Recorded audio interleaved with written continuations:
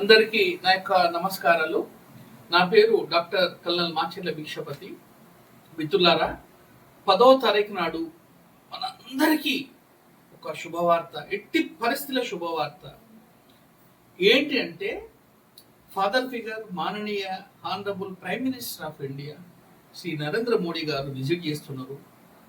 నరేంద్ర మోడీ గారి విజిట్ ని ఎట్టి పరిస్థితులలో మన దగ్గర సైకిల్ ఉంటే సైకిల్ ఎక్కి, ఆటో ఉంటే ఆటో ఎక్కి, ట్రాక్టర్ ఉంటే ట్రాక్టర్ ఎక్కి, కార్ ఉంటే కార్ ఎక్కి, లేకపోతే బస్ ఎక్కి, ట్రైన్ ఎక్కి, ఏ విధంగానైనా కాలి నడకనైనా తప్పనిసరి ఈ యొక్క విజిట్ ని జయప్రదం చేయాలి. కారణం ఏందో నేను చెప్తాను. నేను 22 సంవత్సరాలు బార్డర్లో కార్గిల్ యుద్ధం నుండి పనిచేసిన సైనికుడిని.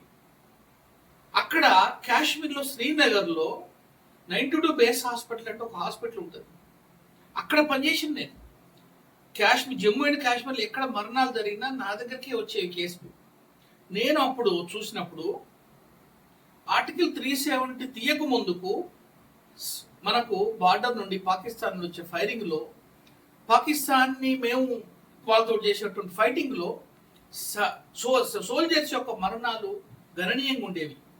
ఏ రోజైతే మహనీయుడు నరేంద్ర మోడీ గారు ఆర్టికల్ 370 తీసేసిండో, దాని తర్వాత అక్కడ కాశ్మీర్లో ఉండేటువంటి నా మిత్రులు, ముస్లిం మిత్రులే కావచ్చు, మిగతా మిత్రులే కావచ్చు, అంతర సోదర భావంతో ఉండి ఎటువంటి మరణాలు చాలా అంటే చాలా తక్కువ మరణాలకు వచ్చినటువంటి పరిస్థితి. బహుశా ఇది అందరికీ నేషనల్ సెక్యూరిటీ మ్యాటర్. ఇది మోడీ గారికే కాదు, నాకు కాదు, నీకు కాదు, ఈ దేశంలో ఉండేటువంటి ప్రతి వ్యక్తికి ఇది ఒక గొప్ప విషయం. నేషనల్ బార్డర్ మంచుకున్నప్పుడు, సెక్యూరిటీ మంచుకున్నప్పుడు దేశం అంతర్గతంగా మనం బాగుంటాం. మిత్రులారా, ఇది మీరందరూ యాక్సెప్ట్ చేయాల్సిన అవసరం. సైనికుని గౌరవించాలి, సైనికుని కుటుంబాన్ని గౌరవించాలి. సైనికుని మరణాలు జరగటం ఇది ఒక కారణం సరిపోదా? ఆ మహనీయుని మనం దర్శించుకోవడానికి. రెండోది చూడండి, మొన్న జరిగినటువంటి బెంగాల్ ఎలక్షన్ లో చూడండి, మమతా బెనర్జీ, మనం ఎంత అన్నా తమ్ముల్లాగా, ముస్లింస్ తర్వాత మిగతా వాళ్ళు ఎంత అన్నదమ్ముల్లాగా ఉంటాం మనం. ఆమె ముస్లింస్లను వేరే రకంగా ప్రేరేపించి ఒక పెద్ద అగాధాన్ని ఏర్పరిచింది. ఈరోజు బెంగాల్లో జరిగిన ఎలక్షన్ లో 3 మహిళలు, ఒక ఆమె వంటింట్లో పనిచేస్తుంటది, వేరే ఇళ్లలో పనిచేసి అంటులు తోముతుంటది, ఆమె ఎమ్మెల్యే గెలిపించిండు.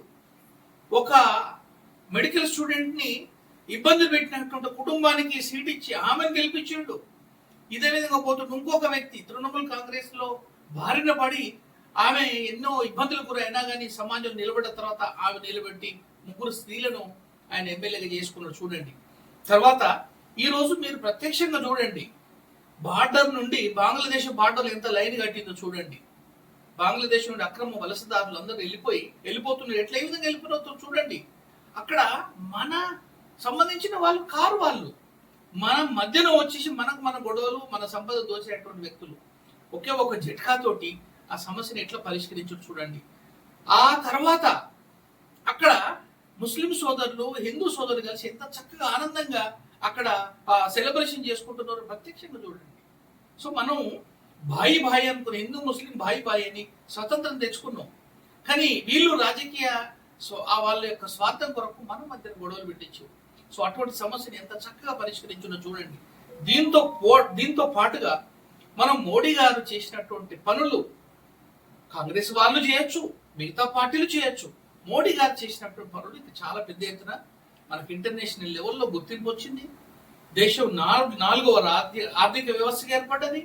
సగటు వ్యక్తికి స్త్రీ మనం గమనించండి, మనం జస్ట్ 15 సంవత్సరాలు పొద్దున్న లేస్తే చెంపు పట్టుకొని స్త్రీలందరూ అక్కడ నిలబడితే వాళ్ళకు పొద్దున ఎటువంటి అవమానం జరిగేదో చూడండి. అటువంటి స్వచ్ఛ భారత్ అనేది ఒకటి తీసుకొచ్చి ఎంత మన మార్పులు తీసుకొచ్చిండో చూడండి. ఈ విధంగా చెప్పుకుంటూ పోతే అది స్మార్ట్ సిటీ కావచ్చు, బుల్లెట్ ట్రైనే కావచ్చు, వందే మాతరం ట్రైన్సే కావచ్చు. ఈ విధంగా చెప్పుకుంటూ పోతే దేశంలో ఎన్ని పనులు.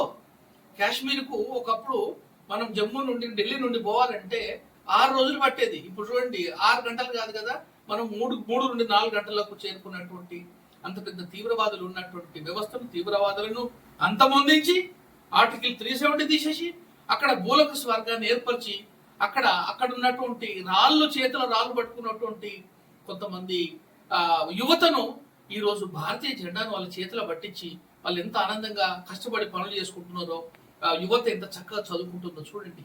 ఈ విధంగా దేశంలో ఎన్నో ఎన్నో ఎన్నో ఎన్నో అంతర్జాతీయంగా మన ఖ్యాతి ఎక్కడికో తీసుకుపోయినటువంటి వ్యక్తి. ఈ రోజు చూడండి, ఇక్కడ మనం ఈ విధంగా మనకు ఎన్నో చాలా అంటే చాలా విషయాలు జరిగింది.